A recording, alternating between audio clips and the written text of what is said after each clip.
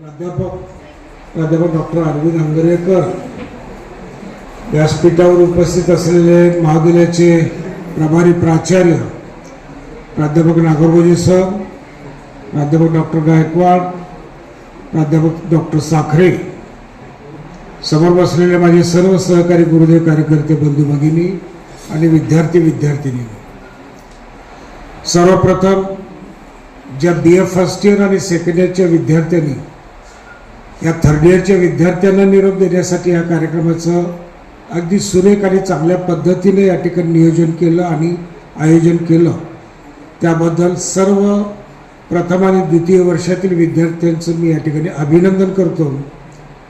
आणि ज्यांच्यासाठी हा कार्यक्रम घेतला त्या थर्ड इयरच्या विद्यार्थींना पुढच्या वाटचालीसाठी त्या ठिकाणी अगोदरच या ठिकाणी शुभेच्छा व्यक्त करतो.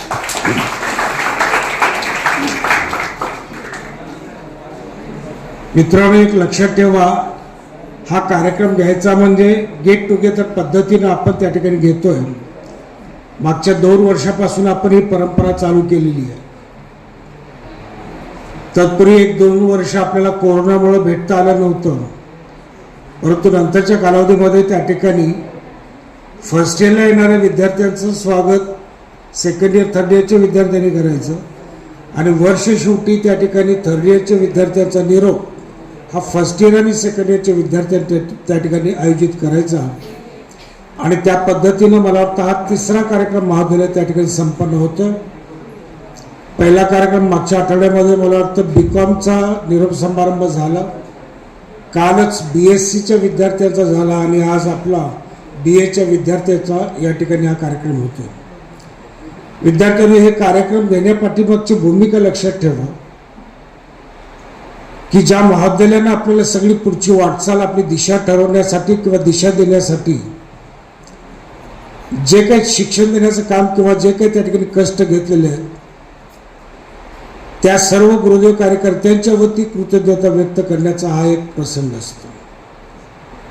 आपण आज सगळ्या तुमच्या विषय शिक्षकांचा या ठिकाणी पुष्पगुच्छ देऊन या ठिकाणी सत्कार आणि सन्मान केला आणि त्याच्यातून जी काही कृतज्ञतेची भावना तुम्ही व्यक्त केली ही खरंच कौतुकाची आहे.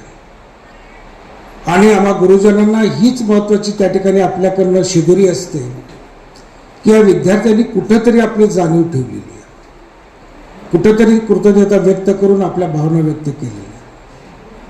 कारण ज्या महामानवाने ही संस्था स्थापन केलेली आहे ते शिक्षणमहर्षी डॉक्टर बापूजी साळुंखे, ज्यांचं आपण आत्ताच प्रतिमा पूजन करून त्या ठिकाणी आलो, त्या व्यक्तीनं जो आपल्याला दिलेला जो काही त्या ठिकाणी ध्येय किंवा ब्रीद या संस्थेसाठी दिलेला आहे, ज्ञान, विज्ञान आणि सुसंस्कार यासाठी शिक्षण प्रसार, ज्ञान घेण्यासाठी तर आपण प्रवेशित होतोच, त्या ठिकाणी आपण महाविद्यालयामध्ये येत असतो आणि अभ्यासक्रम पूर्ण करून परीक्षा देऊन त्या ठिकाणी आपण उत्तीर्ण होत असतो. हा आपला त्या ठिकाणी मेकॅनिझमचा भाग असतो, त्या पद्धतीने आपण ज्ञान घेतोच. हे घेत असताना त्या वर्षभरामधले जे काही नवीन घडामोडी आहेत, जे काही बदल आहेत, जे काही तंत्रज्ञानामधलं त्या ठिकाणी डेव्हलपमेंट आहे, जे काही त्या ठिकाणी शोध संशोधन आहे, त्याचाही त्या ठिकाणी कुठंतरी त्या ठिकाणी ग्रंथालयाच्या माध्यमातून किंवा आपल्या गुरुजनांच्याकडनं मार्गदर्शन घेऊन तेही आपण त्या ठिकाणी ज्ञान घेत असतो, विज्ञान मिळवत असतो. आणि हे करत असतानाच जो आपला मूळ संस्कार आहे, जी आपली भारतीय संस्कृती आहे, ती संस्कृतीसुद्धा जोपासण्याचं काम आपण त्या ठिकाणी करायचं असतं. त्या उद्देशाने बापूजींनी आपल्याला हे ब्रीद वाक्य दिलेलं आहे, ज्ञान, विज्ञान आणि सुसंस्कार यासाठी शिक्षण प्रसार. आज तो संस्कार तुम्ही जपण्याचे हे एक व्यासपीठ आहे. ज्या आईनं आपल्याला जन्म दिला, ज्या वडिलांनी आपल्याला त्या ठिकाणी आपलं पालन पोषण केलं आणि ज्या गुरुजनाने तुम्हाला खऱ्या अर्थानं त्या ठिकाणी भविष्याची किंवा आयुष्याची त्या ठिकाणी दिशा देण्याचं काम केलं, ह्यांचे उपकार तुम्ही आयुष्यभर कधीच फेडू शकत नाही. त्यामुळं हे तिन्ही घटक आपल्या आयुष्यामध्ये सगळ्यात महत्त्वाचे आहेत. त्या दृष्टीनं आईवडिलांच्या विषयी आपण कृतज्ञता व्यक्त करतच असतो. आयुष्यभर त्यांच्यावर आपण राहायचंच आहे. शेवटपर्यंत त्या ठिकाणी आपला ज्यांनी सांभाळ केला त्यांचाही सांभाळ करण्याची जबाबदारी भविष्यात तुमच्यावर येणार आहे. त्यांनाही मरेपर्यंत त्या ठिकाणी आपण कुठेही दुखावणार नाही याची दक्षता घेऊन आईवडिलांचा संगोपन, आईवडिलांचा सांभाळ आपण त्या ठिकाणी करायचा. आणि हे करत असताना ज्या गुरुजनाने आपल्याला त्या ठिकाणी शिक्षण दिलं, त्या शिक्षणातून जे काय आपण ज्या पुढच्या व्यवसायात किंवा पुढच्या जे काय त्या क्षेत्रामध्ये आपण काम करणार आहोत, त्या क्षेत्रामध्ये पात्र करण्यासाठी आपल्याला ज्यांनी त्या ठिकाणी भूमिका वटवलेली आहे किंवा ज्यांनी कष्ट घेतलेले आहेत, त्यांच्याविषयी सुद्धा त्या ठिकाणी आपण नेहमी कृतज्ञ त्या ठिकाणी राहिलं पाहिजे. आणि त्या दृष्टीनं ही कृतज्ञता व्यक्त करण्यासाठीचा संस्कार या संस्कार केंद्रातून देण्याच्या दृष्टीनं या ठिकाणी अशा प्रकारचे कार्यक्रम घेतले जातात. तुम्हाला सांगायला मला एक आठवण आठवते सध्या, की मागच्या टर्ममध्ये मला वाटतं 1-2 महिने झाले असेल, 2-3 महिने, एक एवढ्या महिला, वयस्कर महिला होत्या की पुण्यात तरी एका महिलेच्या नातीच्या का नातवाच्या लग्नासाठी त्या उस्मानाबादला आलेल्या होत्या, म्हाताऱ्या झालेल्या. आणि ते समारंभ झाल्यानंतर आठवणीनं महाविद्यालयामध्ये त्या 15-20 जणी आल्या. आणि ज्या महाविद्यालयामध्ये आम्हाला शिक्षण मिळालं, ज्या महाविद्यालयाच्या बेंचवरती बसून आम्ही शिक्षण घेतलं, त्याची आठवण घेऊन त्या महिला सगळ्या महाविद्यालयामध्ये आलेल्या होत्या. आणि आल्यानंतर, आणि मला वाटतं रविवारचा दिवस होता त्या दिवशी काहीतरी, मग आल्यानंतर त्या सगळ्या महिला वर्गावर्गात फिरायला कुठेही मनानं त्या पद्धतीनं, आणि इतक्या जुन्या झालेल्या, म्हणजे आम्हाला सुद्धा त्या आजीसारख्या असणाऱ्या महिला ह्या महाविद्यालयातून येत आहेत, फिरतायत, वर्गात जात आहेत, फोटो काढतात, हे काहीच कळालं नाही. शिपायाला आमच्या त्या ठिकाणी लक्षात आलं आणि शिपाई म्हणला, तुम्हाला सगळ्यांना काय पाहिजे, कशासाठी आलाय तुम्ही, कशासाठी फोटो काढताय. त्यावेळेस त्या महिलांनी जो उद्गार काढला की आम्ही या महाविद्यालयाच्या माजी विद्यार्थिनी 1965-66 सालच्या बॅचच्या या महाविद्यालयातल्या आम्ही BAच्या विद्यार्थिनी आहोत. आणि आम्ही त्यावेळेस असणारं आमचं जे काही महाविद्यालय होतं, त्यावेळेस असणारा जो काही आमचा वर्ग होता, त्यावेळेस आमचा असणारा जो काही बसण्याचा बेंच होता, त्याच्यावरती बसून आम्हाला परत एकदा आनंद घ्यायचा म्हणून आम्ही महाविद्यालयात आलो. सुदैवानं त्या दिवशी मी कार्यालयात होतो. तो शिपाई मला सांगत आला आणि अशाच्या त्या 10-15 त्यांनी आपल्या त्याच्या भाषेत सांगितलं की बायका आल्यात आणि त्या असं साहेब तिथे फोटो ते काढतात, त्या माझी विद्यार्थिनी वगैरे सांगतात. म्हणलं सगळ्यांना घेऊन ये.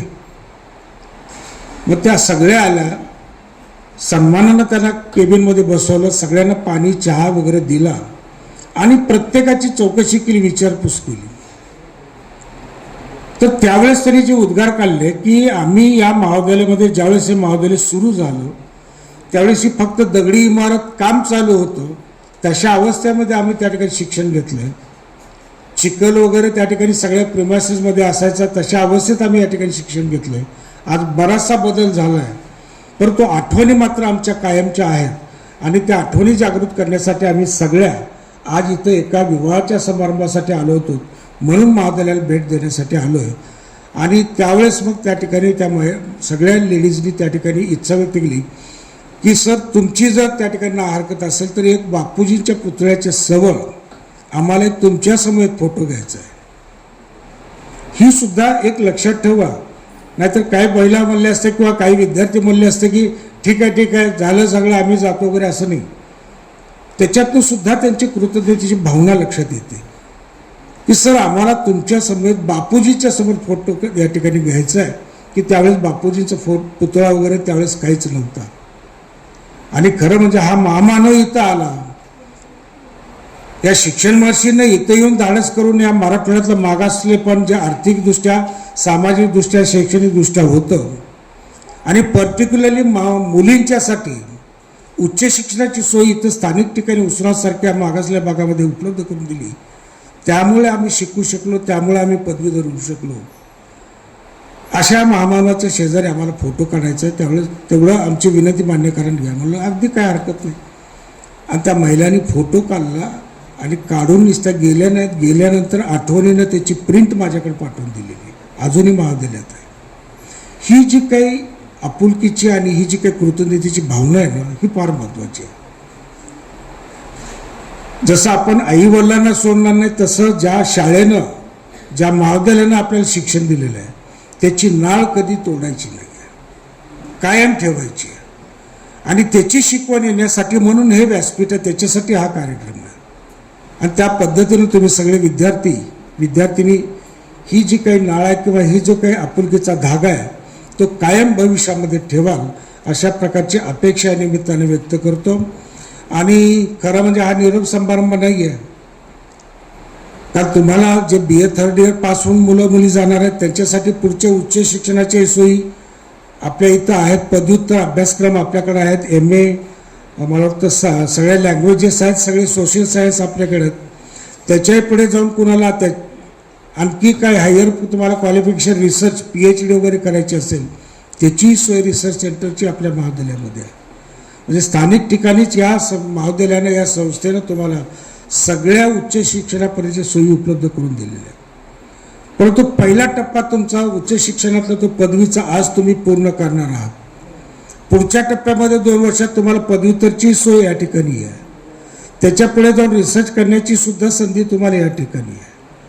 तर त्याचा उपभोग तुम्ही घ्यावा आणि चांगल्या पद्धतीनं शिक्षण पूर्ण करून समाजामध्ये जावं आणि ज्या क्षेत्रामध्ये तुम्ही जाल त्या क्षेत्रामध्ये उत्तुंग अशा प्रकारची भरारी तुम्ही मारावी हीच आमच्या सगळ्या गुरुजनांची तुमच्याकडनं अपेक्षा आहे. ज्या क्षेत्रात मग तुम्ही राजकीय क्षेत्रात गेला, सामाजिक क्षेत्रात गेला, शैक्षणिक क्षेत्रात गेला, कुठल्या प्रशासकीय सेवेमध्ये गेला, कुठं व्यवसायामध्ये गेला, उद्योग क्षेत्रामध्ये गेला, तर तिथं त्या ठिकाणी तुम्ही उच्च शिखर गाठलं पाहिजे आणि ते शिखर गाठलेलं पाहून आम्हा गुरुजनांना त्या ठिकाणी तुमचा अभिमान वाटला पाहिजे. अशा पद्धतीचं तुमची भविष्यातली वाटचाल असावी, त्यासाठीच म्हणून हा शुभ संदेश आहे. आयुष्यात काय लक्षात ठेवा, आयुष्यातून काही सगळं पैसा मिळवलं म्हणजे सगळं समाधान मिळतं अशातलं कोणी समजायचं नाही आहे. पैसा हा भाग वेगळा आहे, परंतु तुमची माणुसकी किती तुम्ही जपलेली आहे, तुम्ही संस्कार किती जपलेले आहेत आणि तुमचे संस्कार तुमचं वागणं बघून तुमची पुढची पिढी कशी तुमचा आदर्श घेणार आहेत हे फार महत्त्वाचं असतं. कुणी स्मगलरचं नाव घेऊन त्याची जयंती पुण्यतिथी साजरी करत नाही, परंतु ज्यांनी समाजहितासाठी राष्ट्र उभारणीसाठी काम केलेलं असतं, हुतात्म्य स्वीकारलेलं असतं, अशा लोकांचं नाव त्या ठिकाणी घेतलं जातं, ते किती गरीब असले तरी. राष्ट्रपिता महात्मा गांधी आयुष्यभर त्या ठिकाणी कपडे न घालता फक्त लज्जारक्षणासाठी धोतर कमीत कमी घालून त्या ठिकाणी ज्यांनी आयुष्य घालवलं, परंतु माझ्या भारतातले सगळे नागरिक त्या ठिकाणी स्वतंत्र झाले पाहिजे, त्यांना जगण्याचा मूलभूत अधिकार मिळाला पाहिजे, याच्यासाठी ज्यांनी आयुष्यभर त्या ठिकाणी जगलेली शेवटी ते निघून गेले, त्या राष्ट्रपित्याचा आपण त्या ठिकाणी पुण्यतिथी आणि जयंती साजरी करतो. छत्रपती शिवाजी महाराजांची तुम्ही प्रतिमा दिलेली आहे भेट, याच्याही पाठीमागची तुमची भूमिका लक्षात येते की छत्रपतींना किती काळ मिळालेला आहे, आयुष्य किती मिळालेलं आहे आणि त्याच्यात किती मोठं काम त्यांनी त्या ठिकाणी करून ठेवलेलं आहे. मरावे परी कीर्ती रूपे उरावे हे जे काही रामदास स्वामींनी छत्रपतीच्या बाबतीत म्हणलेलं आहे त्याप्रमाणे जेवढं आयुष्य मिळेल, कारण प्रत्येकाचं आयुष्य कुणाचं कुणी काही लिहून ठेवलेलं नाही आहे, पण जेवढं आयुष्य आपल्याला मिळेल त्या आयुष्यामध्ये आपण आपल्या कुटुंबाची तर त्या ठिकाणी चांगल्या प्रकारे त्या ठिकाणी उभारणी करायचीच आहे, परंतु ते करत असताना समाजासाठी सुद्धा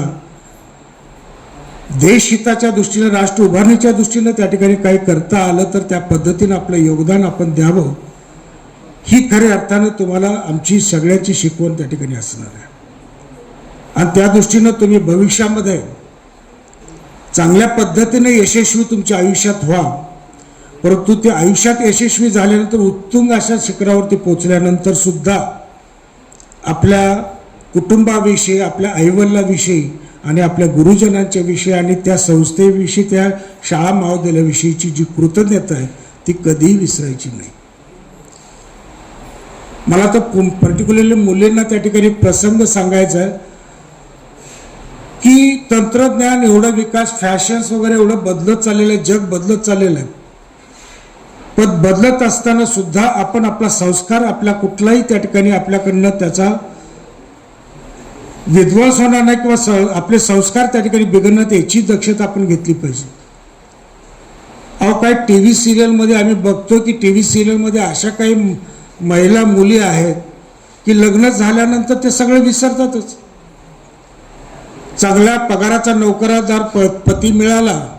की त्याच्या ऐश्वर्यामध्ये ते एवढ्या गुंतून जातात की स्वतःच्या आईवडिलांना सुद्धा विसरतात. मग शाळा महाविद्यालय तर लांबच राहिलं. आणि हे करत असताना सासू सासऱ्याचा उल्लेख करायचा किंवा त्यात मान सन्मान ठेवायचा हे तर विसरूनच गेलेले त्या सिरियलमधून पाहायला मिळतं. एक सिरियल मी पाहत असताना मला इतके मी ते बंद करून टाकले नंतर लगेचच. ते सिरियलच बघायची बंद केली. ते कुठली तर घर संसार काय तर होती बघा ते. त्याच्यामध्ये ती महिला जी गरिबीतून शिक्षण घेऊन आलेली आहे, परंतु सुदैवानं नशिबानं तिला चांगल्या पगाराचा नोकरदार पती मिळतो. त्या ठिकाणी आम्ही समजतो. पैसा संपत्ती काही तुम्हाला मिळेल, परंतु तुमचे आई वडील तुम्हाला मिळणार नाहीत. ज्या आईवडिलांनी तुम्हाला जन्म दिला, ज्या आईवडिलांनी तुम्हाला जग दाखवलेलं आहे, त्यांना जर विसरायला लागला, त्यांचा उल्लेख जर तुम्ही अशा पद्धतीनं तुमच्या डामडौलीमध्ये करून द्यायला लागला, तर तुमच्या शिक्षणाला, तुमच्या पदवीला, तुमच्या संपत्तीला, तुमच्या मान मर्यादेला काही अर्थ नाही आहे बा. म्हणून या ठिकाणी बापूजींनी आम्हाला जे सगळ्याला तुम्हाला विद्यार्थ्यांना त्या ठिकाणी सांगितलेलं आहे की संस्कार कधी विसरायचे नाही. तो फार महत्वाचा शब्द आहे, लक्षात ठेवा. आई वडिलांना विसरायचं नाही, गुरुजनांना विसरायचं नाही.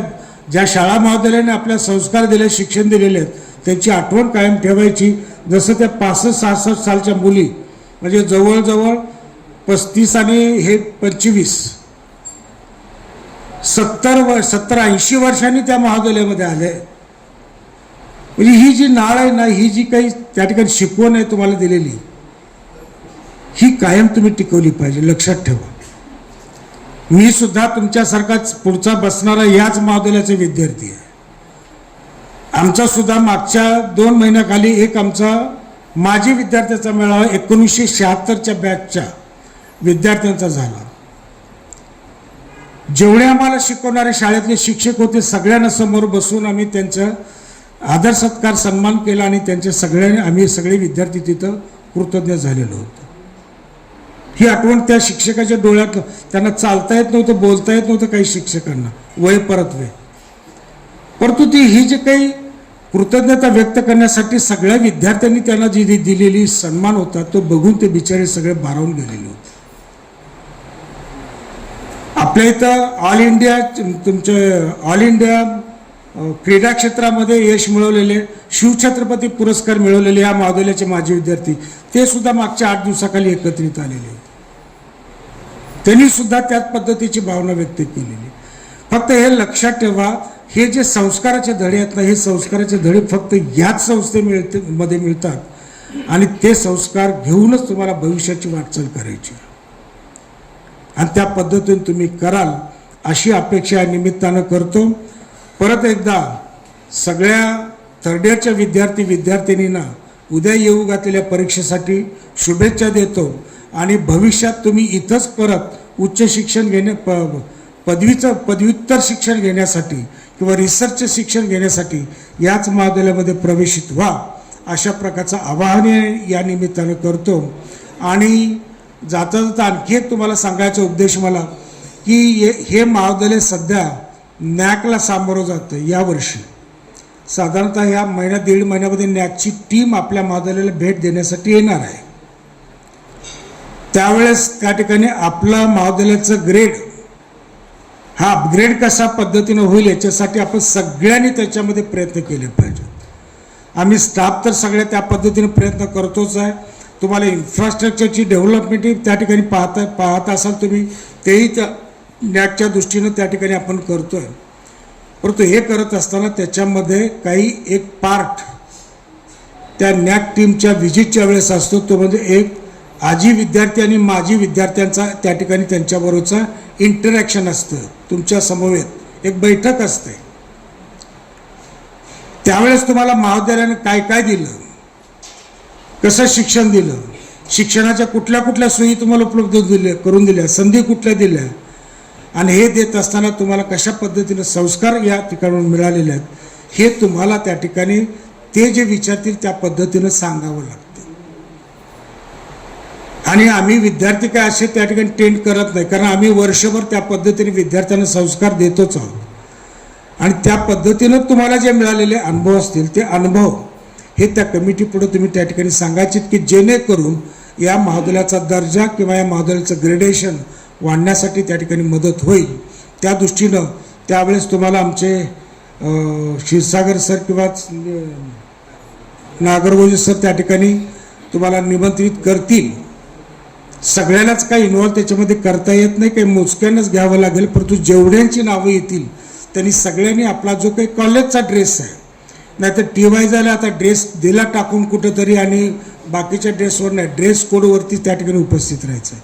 त्याच्यामुळं आणखी 2 महिने ड्रेस तो व्यवस्थित ठेवा, आय कार्ड जवळ ठेवा, व्यवस्थित जपून ठेवा, लगेच टाकून देऊ नका आणि ते सगळं तयार ठेवा. ज्या दिवशी बोलवलं जाईल त्या दिवशी तुम्ही या आणि महाविद्यालयाविषयीचे जे तुमचे अनुभव आहेत ते स्वतःहून सांगायचे नाही. जे कमिटी त्यावेळेस तुम्हाला विचारेल त्या पद्धतीनं तुम्ही त्या ठिकाणी चांगल्या पद्धतीनं कथन करा की जेणेकरून तुमचा सहभागातून महाविद्यालयाचं ग्रेडेशन किंवा श्रेणी वाढण्यामध्ये मदत होईल. त्या दृष्टीनं तुम्ही सगळ्यांनी सहकार्य करावं एवढी अपेक्षा या निमित्तानं करतो.